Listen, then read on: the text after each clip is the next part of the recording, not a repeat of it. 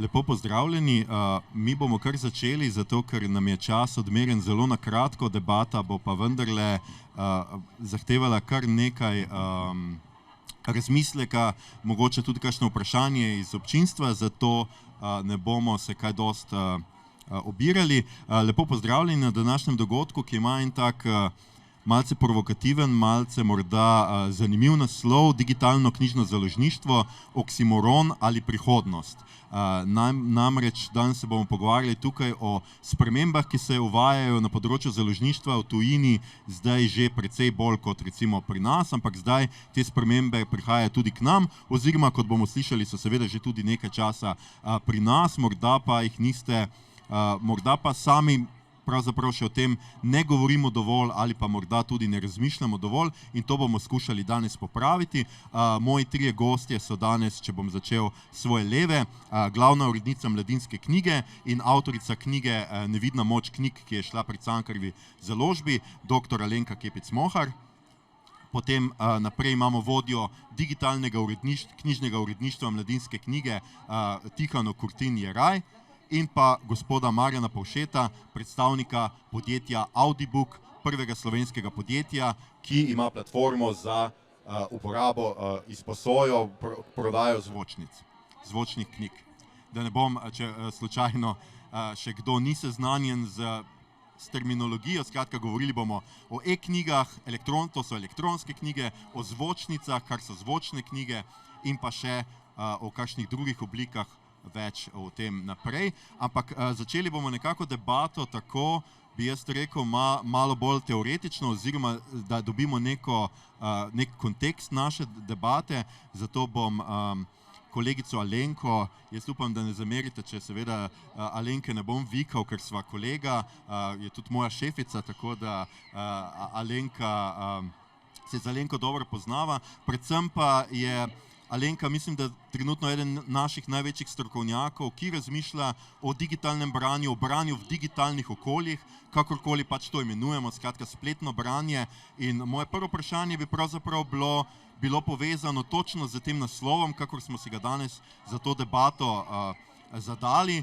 Kaj je pravzaprav tisti oksimoron, ki je tukaj meni zelo zanimiv? Kot založniki smo neke vrste tradicionalisti, jaz upam, da to opazite. Skratka, nam gre za papirnato knjigo, to je model, ki je preizkušen, ne samo tržni model, da se razumemo, ne samo komercialni model, ampak to je vendarle oblika kodeksa, oblika knjige, je nekaj, kar živi že tisočletje med nami in nekaj, kar nenazadnje uporabljamo vsak dan, je izjemno uspešno v prenosu znanja, v učenju empatije in nas skratka uči nekega kritičnega razmisleka.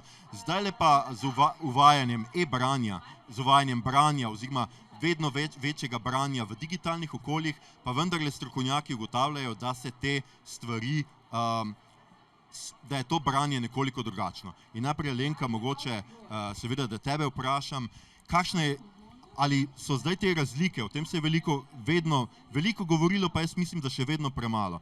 Kakšne so razlike med branjem na papirju in branjem, bova rekla temu, v digitalnih okoljih, oziroma branjem e-tekstov v kakršnikoli obliki, bodisi e-knjig ali pa na spletu?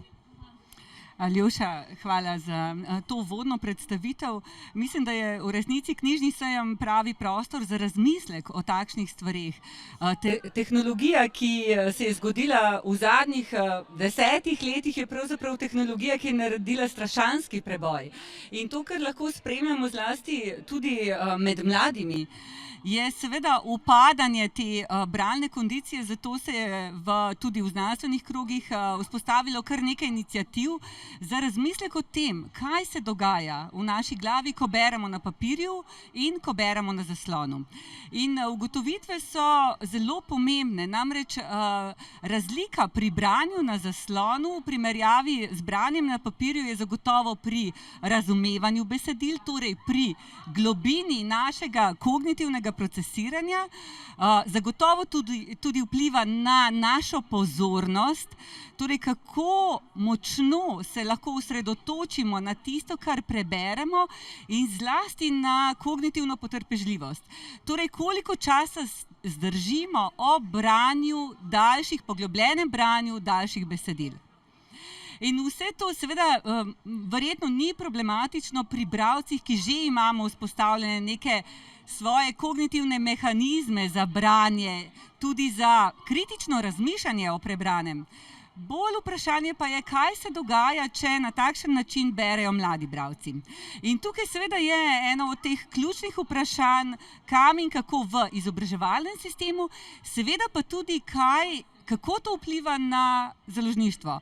Kot tisto polje, ki je v resnici postavilo pač knjigo na, bom dejala, motor civilizacije.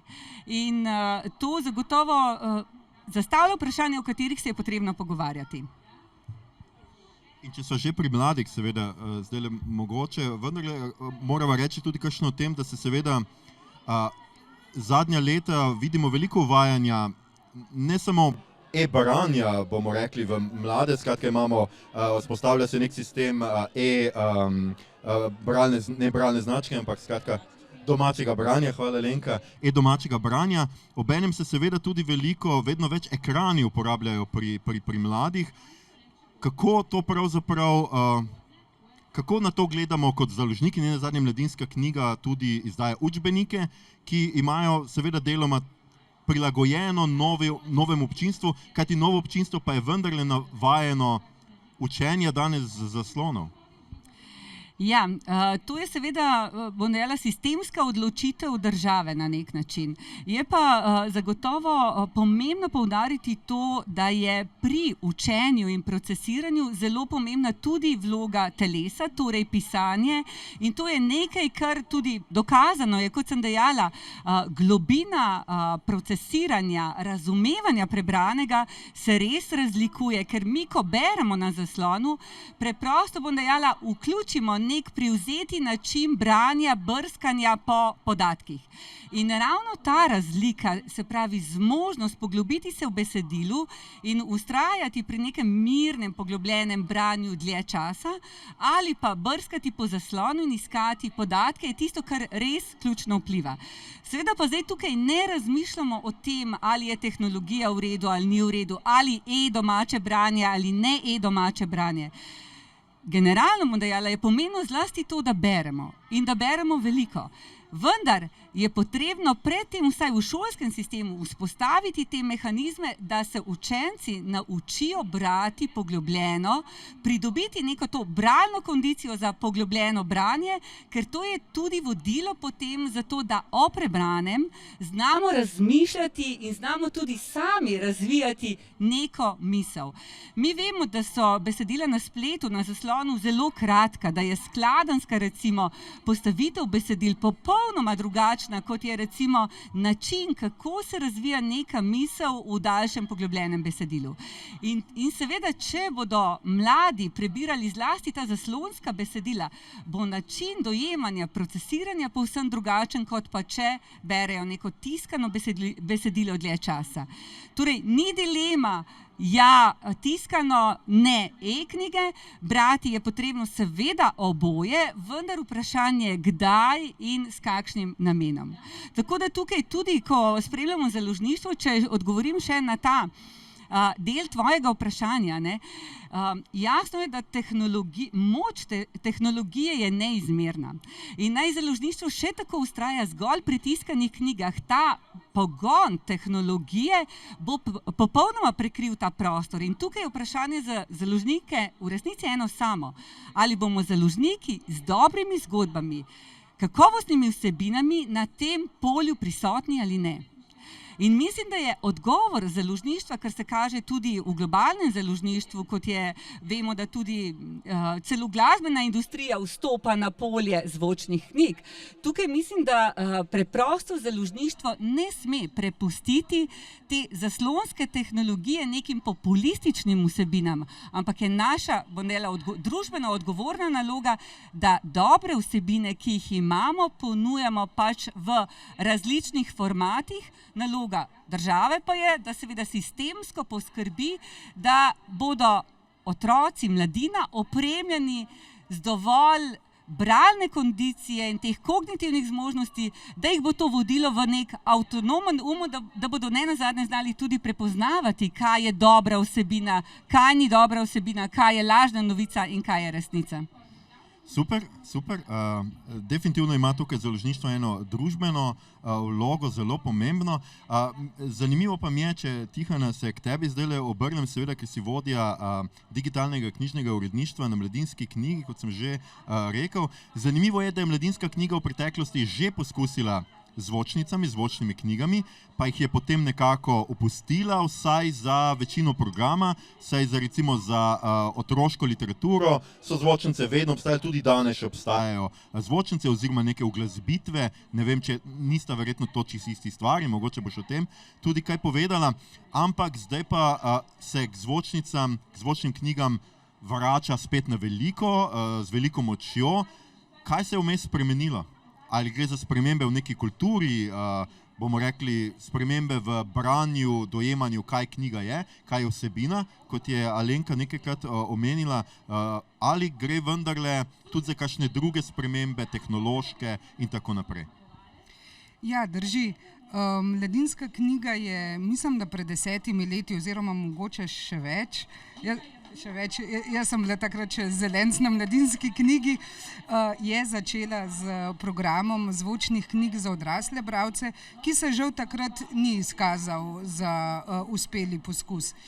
Zdaj, trenutno na slovenskem knjižnem trgu izgleda, da so zvočne knjige nekaj novega, da je ta trg še zelo v povojih, vsi čakamo, kaj se bo z njim spremenilo, kako se bodo bralci nanj odzivali. Ampak v resnici je bil trg zvočnih knjig, vsaj za otroško leposlovje, ima že dolgo zgodovino. Vsi smo poslušali še na kasetah pravljice Svetlane Makarovič, pa jaz se spomnim Pika dinozaura, pa Bambija, pa Andersena. In kot je Aljoša že rekel, mi še zmeraj v Mladinski knjigi vsako leto vsaj en naslov iz otroškega leposlovja izdamo s priloženim CD-jem in to so praviloma zelo dobro uspešni naslovi. Zdaj ni bilo pa tazga razvoja pri zvočnih knjigah za odrasle bralce. Iz tega razloga je bil tudi naš prvi poskus z zvočnicami, po mojem mnenju, neuspešen. Zakaj je bil neuspešen? Ko sem razmišljala o tem, sem nekako prišla mogoče do 3 razlogov, zakaj nam prvič ni uspelo. Prvi je bil, da mislim, da smo bili enostavno prezgodnji. Takrat še ni bil pravi čas, takrat je veljalo, da zvočne knjige, ki so bile v tistem času, da se razumemo, čisto drugačne od današnjih, takrat so snemali pravzaprav radijske igre z zelo veliko produkcijo, z eminentnimi igralskimi zasedbami, ampak ta del zvočnega programa je nekako veljal za otroke, ki še ne berejo, odrasli pa beremo knjige. Bila je tudi ena velika omejitev na samem mediju, kot CD. Odrasle zvočne knjige so dolge, povprečno 6-7 ur, na en plošček CD pa pride, mislim, da malo več kot 1 ura, kar pomeni, da ena, recimo Da Vinčijeva šifra, ki smo jo takrat v prvem poskusu izdali, je mogla iziti v večjih ploščkih, kar je bilo seveda produkcijsko in stroškovno precej neučinkovito. Ampak tretji razlog, pa ta je pa po moje še najbolj pomemben, je pa, da se nam je od tega prvega poskusa do danes, so se nam pa zgodile velike tehnološke spremembe, predvsem na področju pretočnih vsebin. Na trg so prišle številne globalne, svetovno znane platforme, najprej z vsebinami iz glasbene pa filmske industrije, ki so nas enostavno navadile, da imamo tovrstne vsebine zmeraj sabo. Zmeraj jih imamo v žepu, če se nekje po nesreči zataknemo v gneči, samo potegnemo telefon ven in celo zbiramo, kaj bomo poslušali ali brali. Ali bomo brali e-knjige, ali bomo poslušali podcaste, bomo poslušali glasbo ali pa bomo mogoče celo pogledali en del nadaljevanke. In ob teh globalnih tujih platformah je zdaj že kar nekaj generacij odraslo, in je tovrstno dostopanje do takih vsebin njim nekaj čisto samoumevnega in vsakdanjega. Mi, ki pa nismo ob njih odraščali, smo jih pa mislim, da zelo hitro posvojili in so nam všeč in jih tudi mi uporabljamo.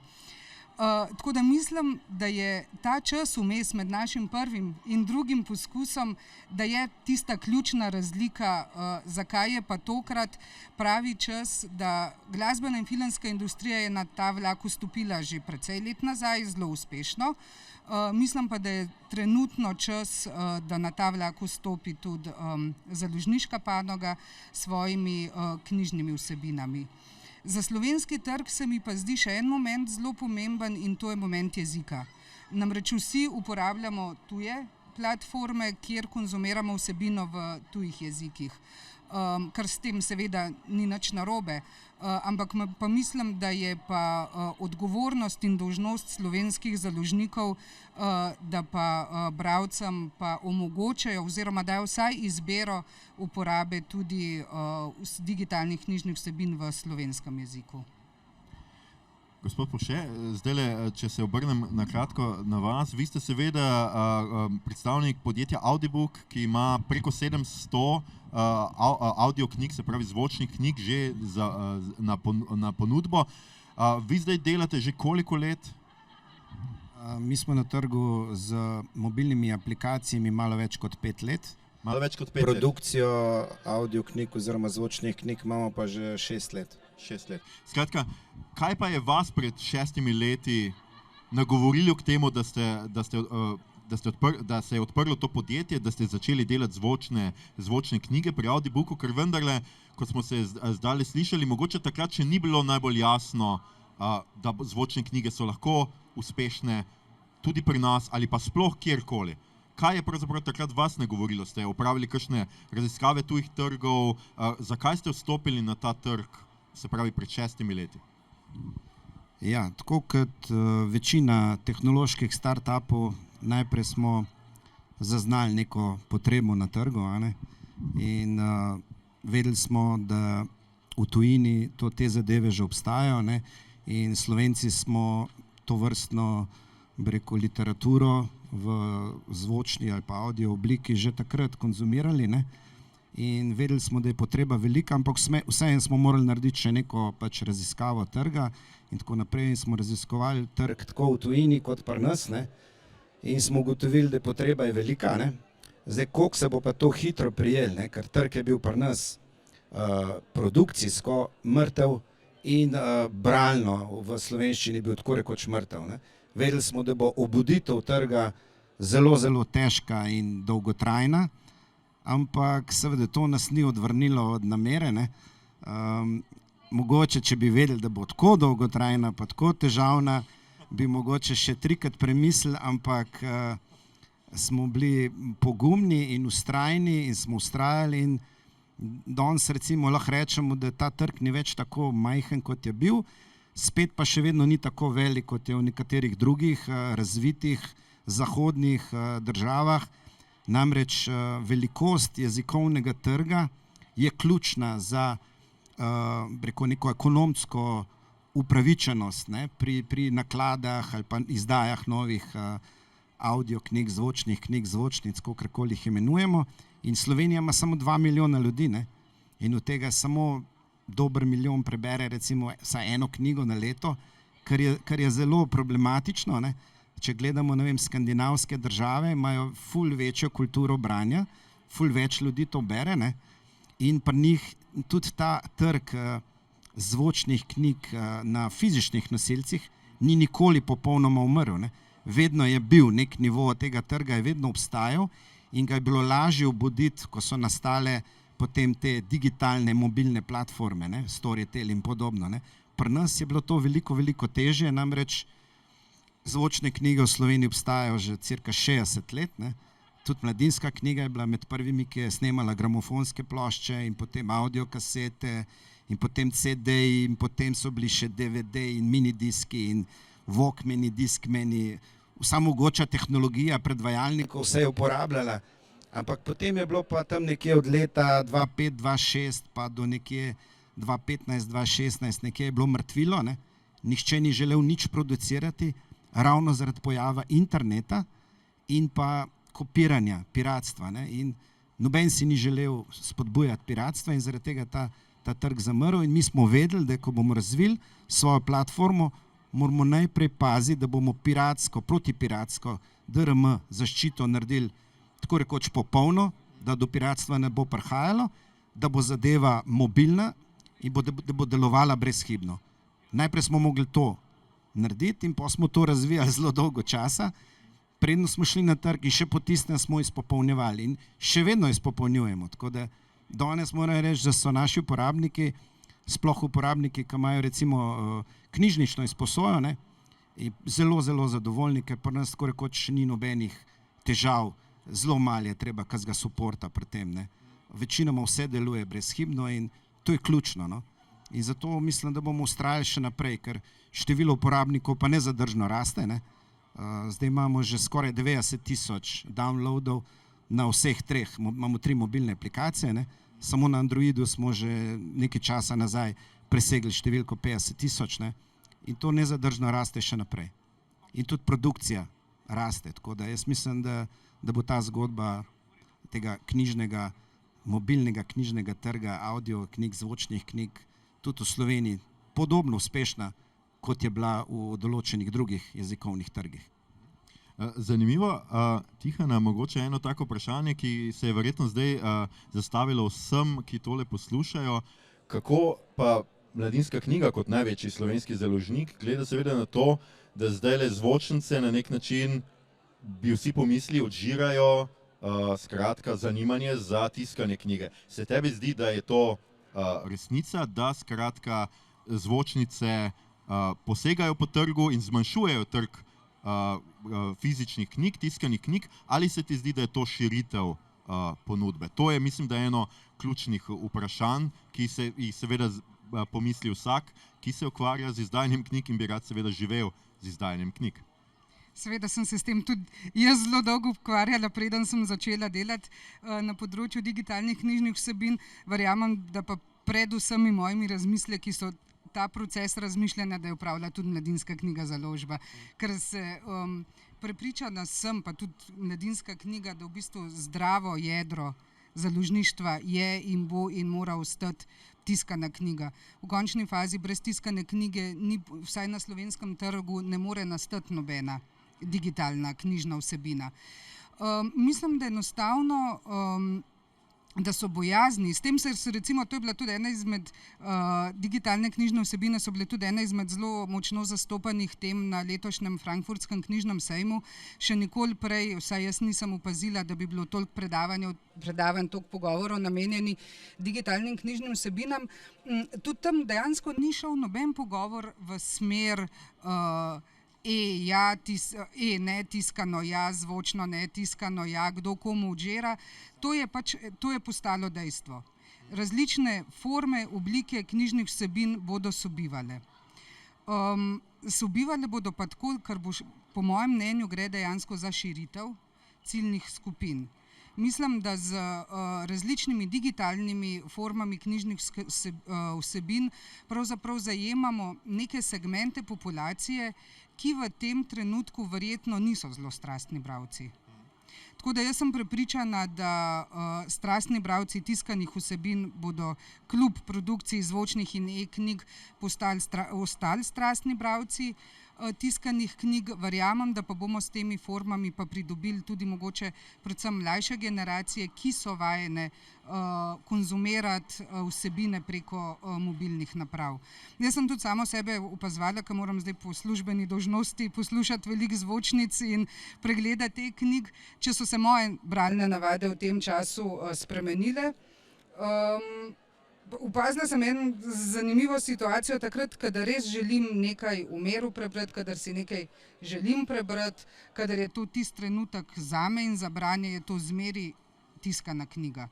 V miru in tišini, tako kot je bila do zdaj. Če pa potrebujem neko vsebino nekje drugje, ne v tistem mojem miru, je pa to brez težav mobilna vsebina. Celo sočasno berem recimo knjige tiskane in e-knjige. Imam praviloma tiskano knjigo doma in e-varianto naloženo na telefonu, če se kje zataknem v kakšni gneči, enostavno nadaljujem branje v e-obliki. Tako da mislim, da pravzaprav, da je bojazen, da bi šlo za kanibalizem, da je v tem trenutku odveč. Tako kot televizija ni ubila radija, kot e-knjiga ni ubila tiskane knjige, mislim, da tudi različni digitalni formati ne bodo nikdar ubili tiskane knjige.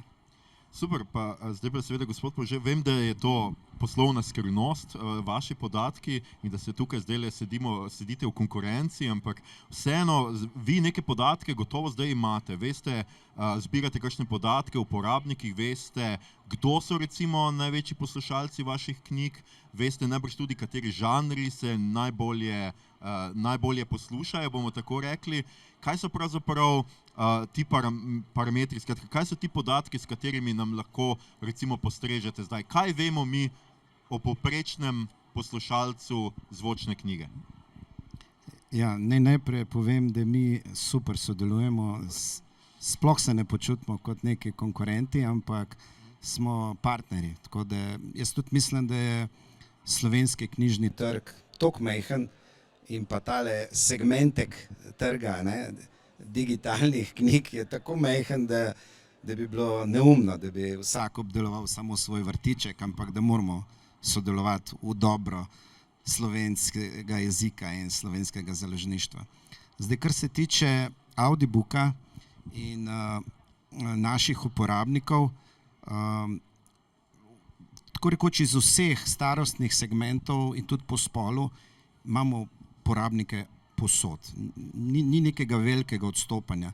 Se pravi, imamo tako majhne otroke, ki poslušajo pravljice, do najstnikov, ki poslušajo oziroma zvočno berejo mladinske romane in podobno. Potem odrasli berejo romane, razne priročnike za samopomoč, tudi priletni samci poslušajo to, in potem tudi nekateri starejši, ki recimo fizične knjige ali pa e-knjige ne morejo več brati ali pa ne znajo uporabljati, si uredijo in recimo mi tudi hodimo v domove ostarelih, imajo tam že tablice in pa telefone z naloženim audiobookom in poslušajo pač zvočne knjige, zaradi tega, ker pač drugače ne morejo konzumirati. Oni ne morejo več brati z očmi, ali so slabovidni, ali so dislektiki in tako naprej. Se pravi, uporabnike imamo vseh vrst in vseh starosti in spolov.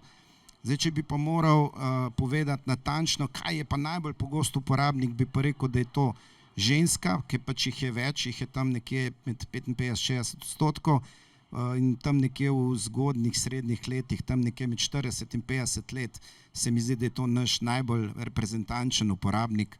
Ampak še enkrat, uporabniki so čisti iz vseh različnih starosti in berejo se čisto vse zvrsti.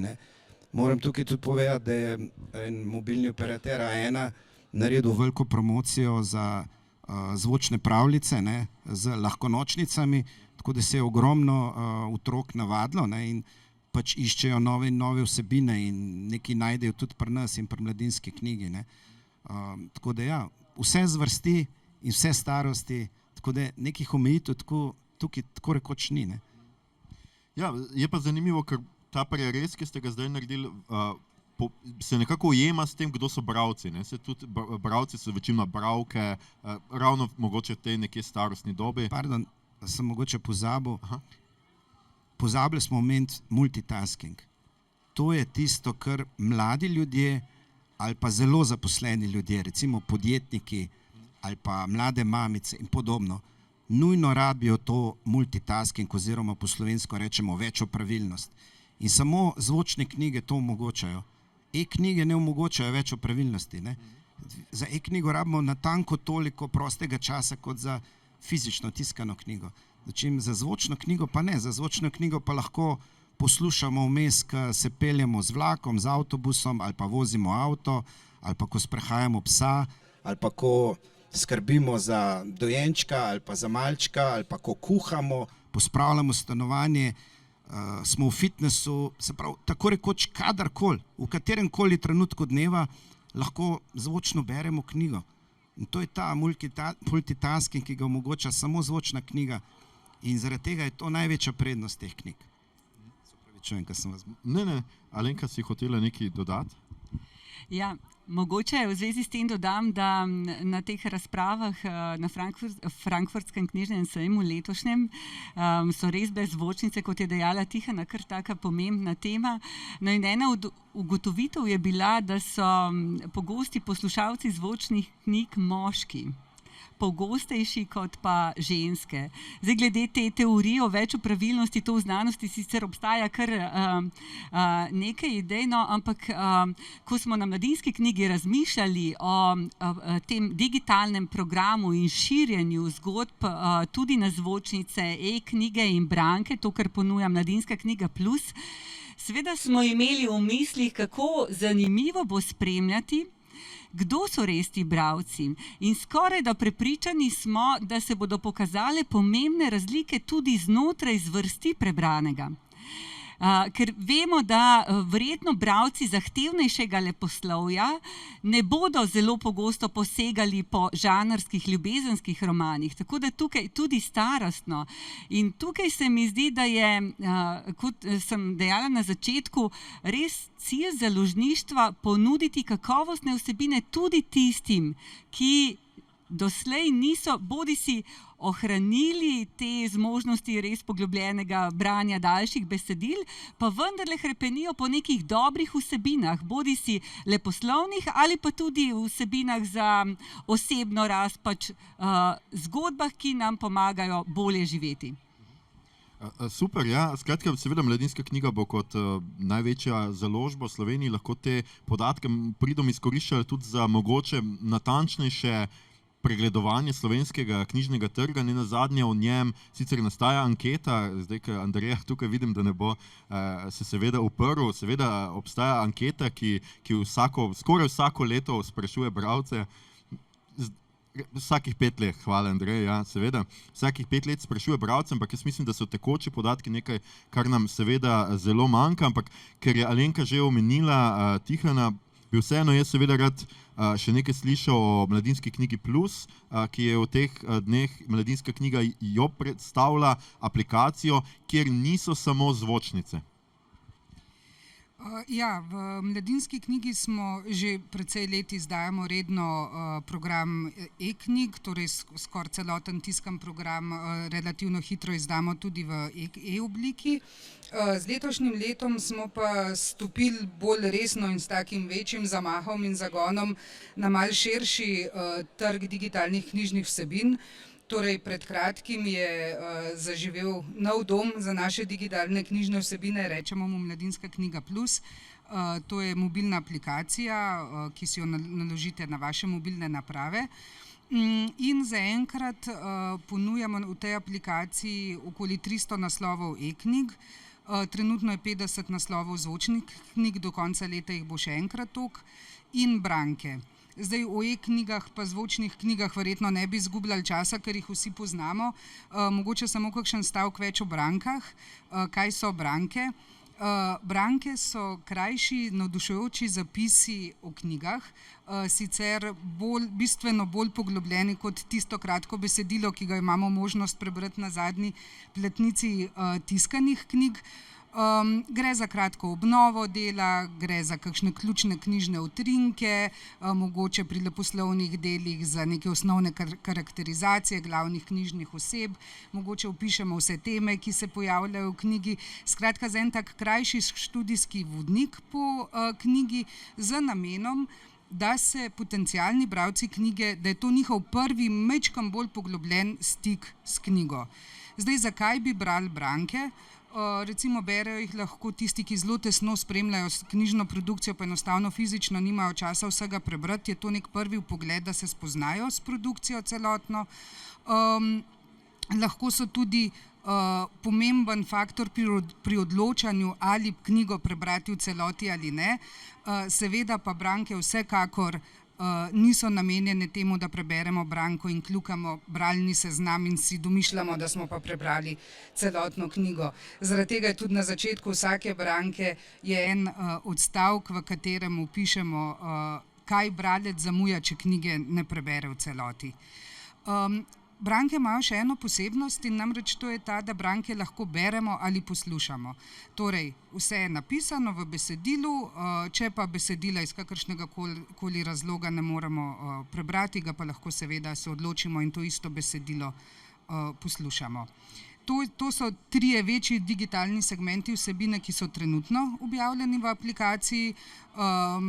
Seveda vsebina je razdeljena po korakih, mi smo zdaj nekako zaključujemo prvi korak, v drugem, že v prihodnjem letu je na vrsti drugi korak vsebine, ampak o tem pa mogoče na naslednjem knjižnem sejmu.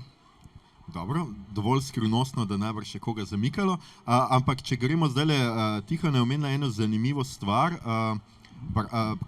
da se branke seveda se tudi slišne, zdaj ne vem, a sem jaz preslišal, si rekla, Tihana, da so seveda tudi strojno brane nekatere, ali nisi? Mislim, da nisi omenila. Ne, nisem povedala tega. Zvočne knjige seveda snemamo v studiu z živimi bralci, za branke, kjer gre pa za krajše formate, to mogoče vse skupaj za eno branko 10 do 15 minut posnetka. Smo pa testirali sintetizatorje zvoka, torej strojno branje. To je sistem, ki deluje na podlagi umetne inteligence. Ta poskus je bil tudi zelo zanimiv, zaradi tega, ker tovrstni sistemi so seveda za angleški jezik odlično razviti in jih tudi s pridom uporabljajo založniki na angleško govorečih področjih.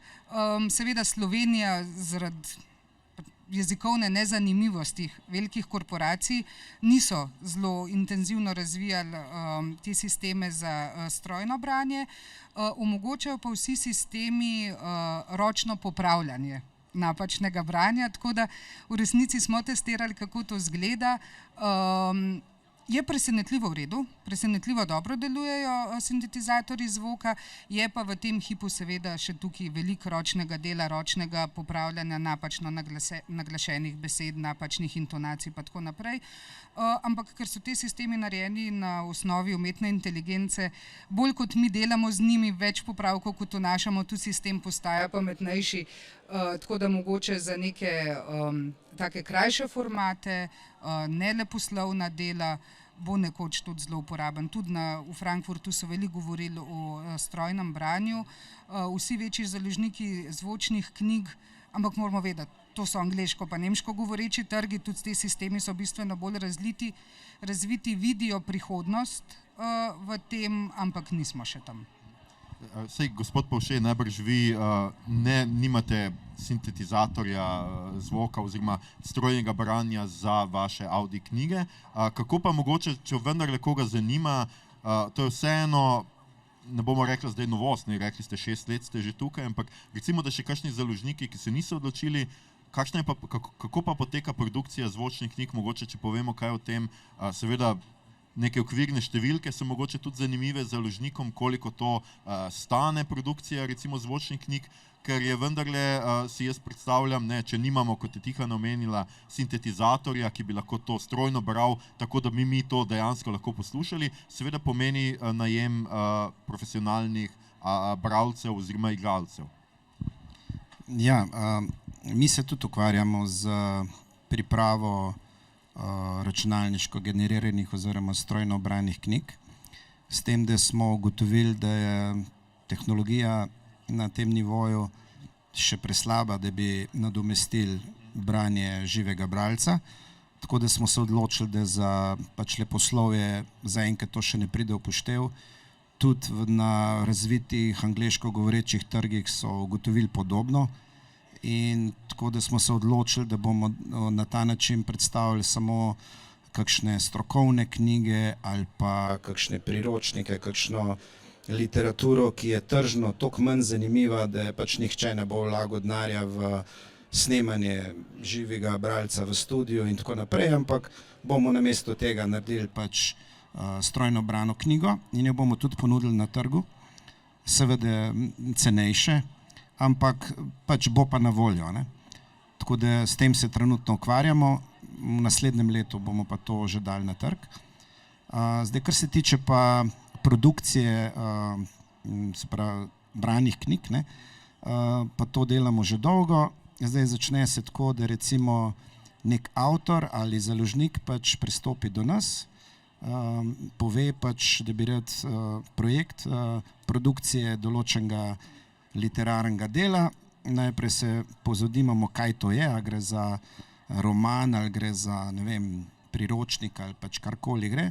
Potem nekaj skupaj določimo, kakšen bralec naj bi bil, ali bo moški glas, ženski glas, kakšna starost, kakšna barva glasu, potem se dogovorimo tudi za način branja in tako naprej.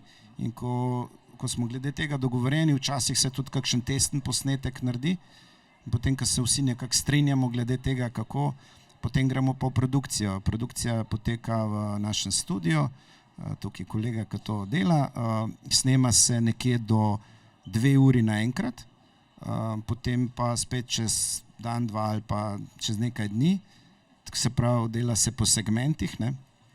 Kar pomeni, da naenkrat snemamo tudi 50 različnih projektov, ne?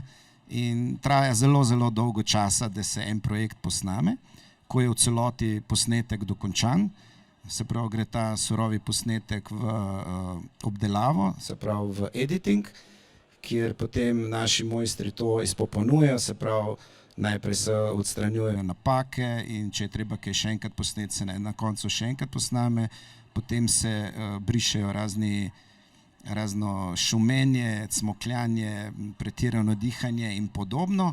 In potem, ko je ta editing končan, potem gre zadeva še v mastering in v mix in tako po nekaj tednih ali nekaj mesecih je lahko takšna knjiga dokončana in ko je dokončana, jo damo na trg.